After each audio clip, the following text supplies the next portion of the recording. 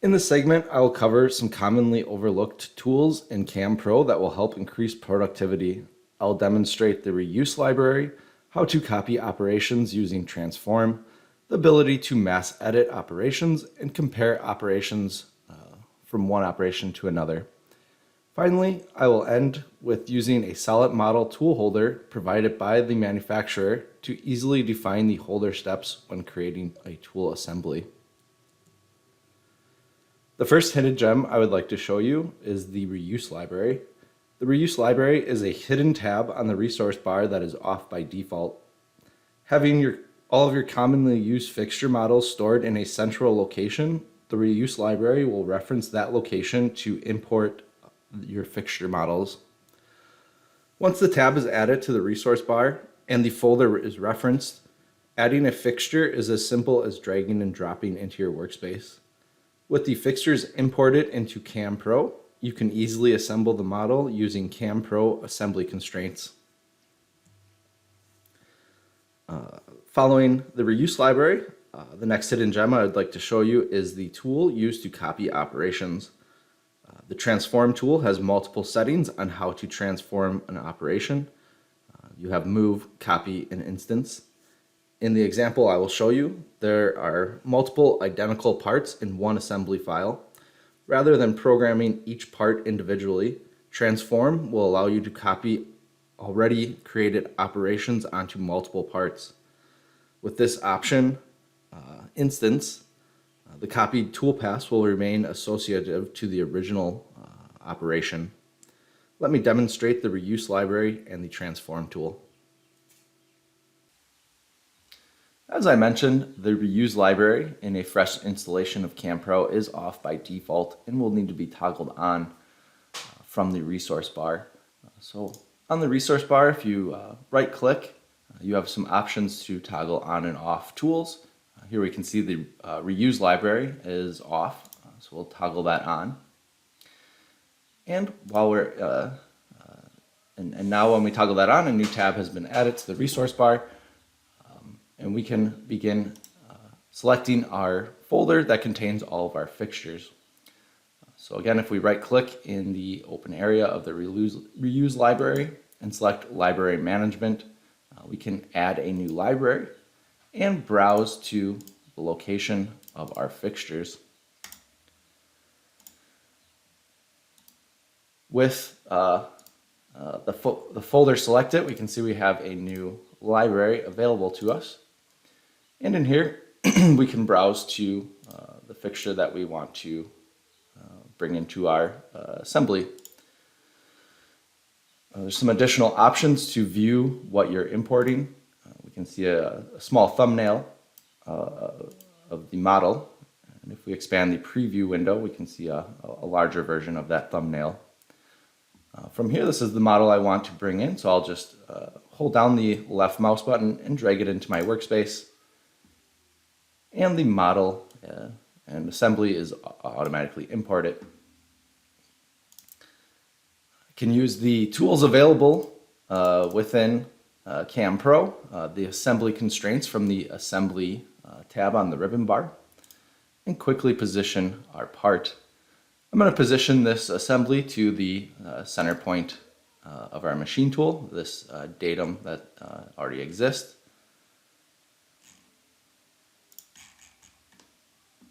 And then we can use this fixture later down in our next example.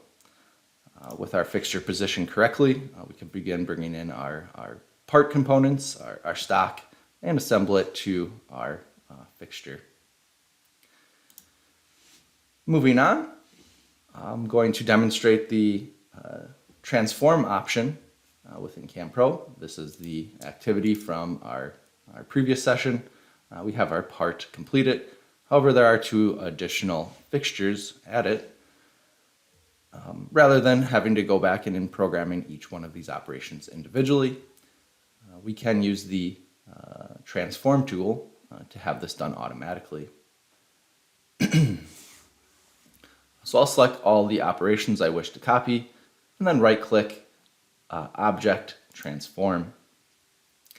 And we're going to move this in the Y direction. Right now, I could take a guess at the distance, or I could use the Measure tool under the Analyze tab to find out this value. So I'll go center line to center line to get this value. So we have a distance of 300 millimeters. So this is going to be the total distance. So we have 300 to there and then 600 to the second fixture. So we'll have to add in that value.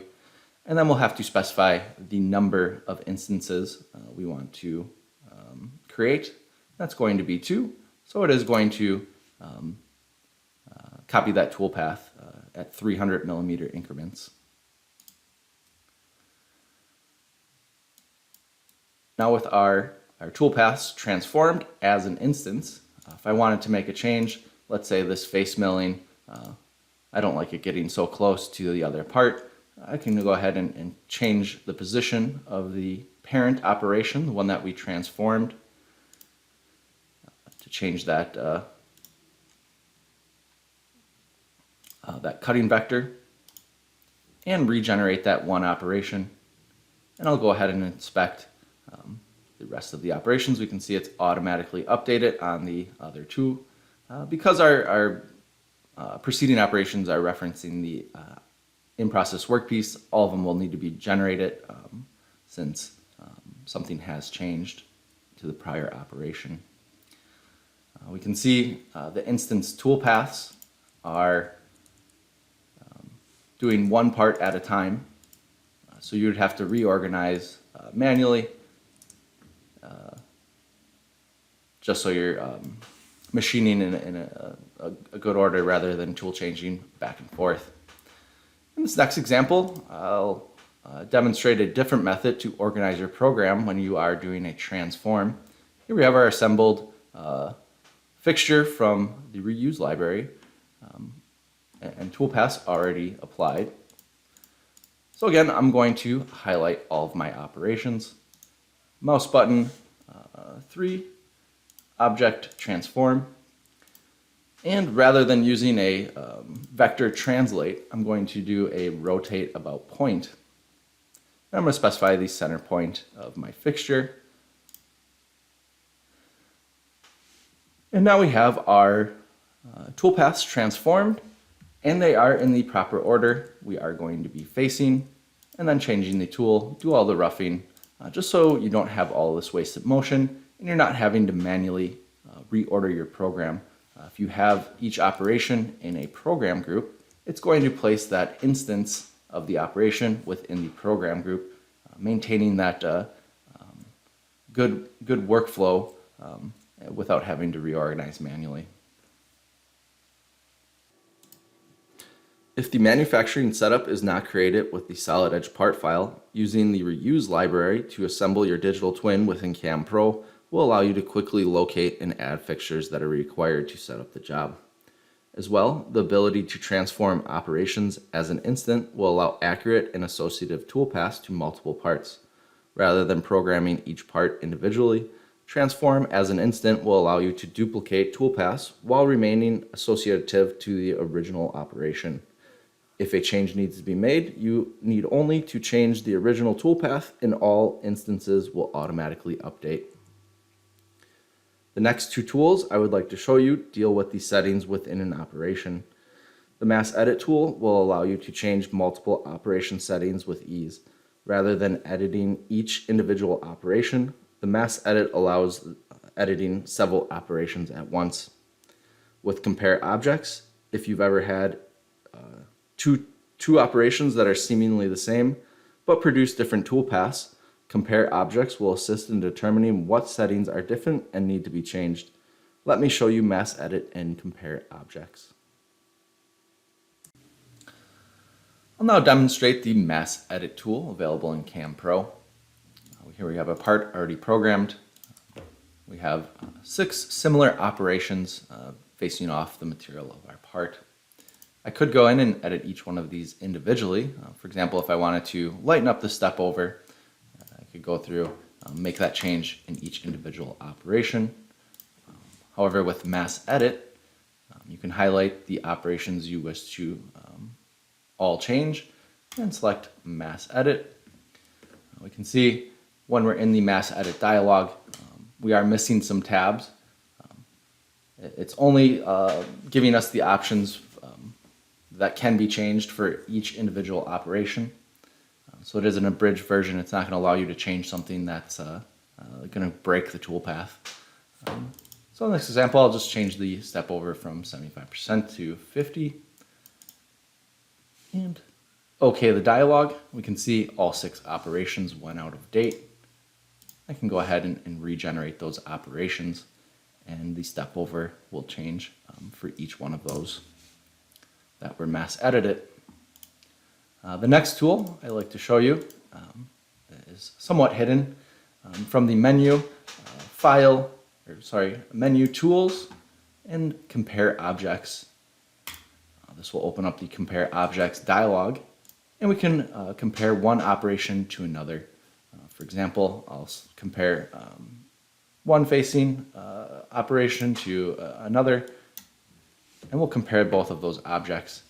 Once we enter into this dialog, we can see it's only the settings that are different between the two. That's all it's going to show us. So in this example, comparing these two facing operations, we can see, our step over percentage is different, our cut pattern is different. If we wanted to match those operations, we have the ability to edit within this dialog.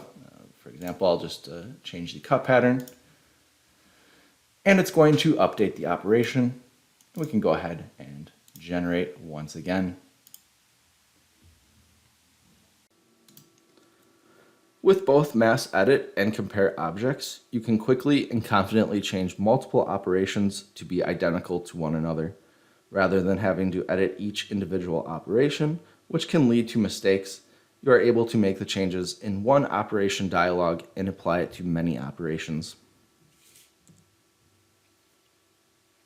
The last hidden gem I'd like to show you is the use of solid models provided by your tooling vendor to create an internal CamPro tool holder. Having an accurate representation of your tool holder is critical to creating a collision-free program. However, defining a tool holder can be a tedious process, manually interrogating the model for the holder steps. The tool I will show you is specific for rotating milling holders. There are other tools available to handle fixed holders, such as broaching tools or turning tools. Let me show you the holder source option to create holder steps automatically.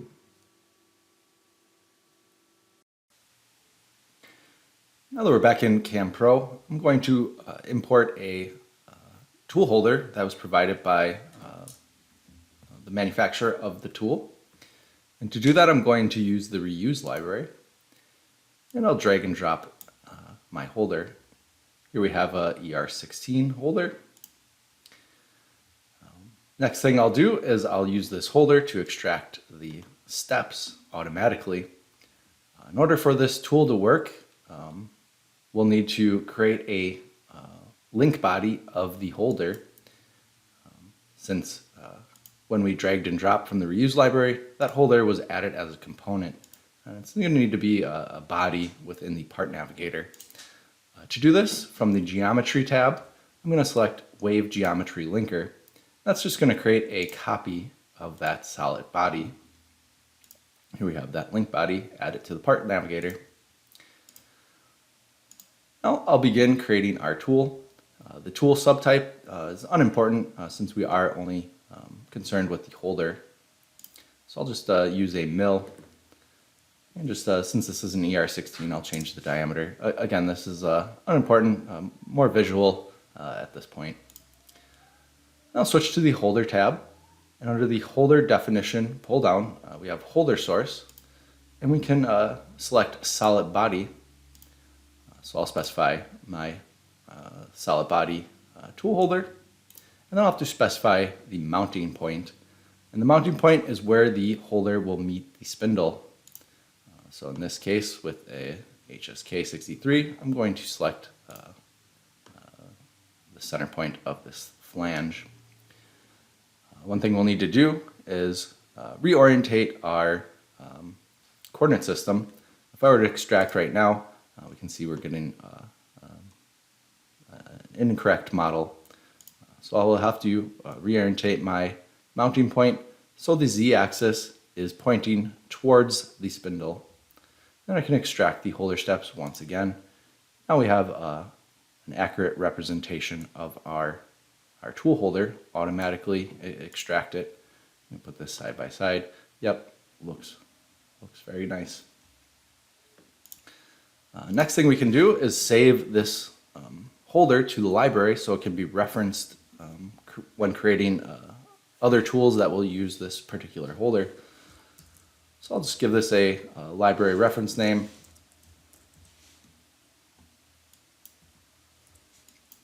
As ER16 Solid Edge University, and then I'll export the holder to the library. Here we can see there's an information window. It's saying that this tool was created in the metric holder library. So if I cancel out and create another tool, again, I'll change the diameter of the tool just for visual reference. I'll switch to the holder tab, expand the library pull down, and now I can retrieve that holder that I saved to the library. Here we have our ER16 that was just saved. We can see a preview of the tool. We can look at other tools that are in the library as well. Yep, we're going to use that ER16 that we just saved.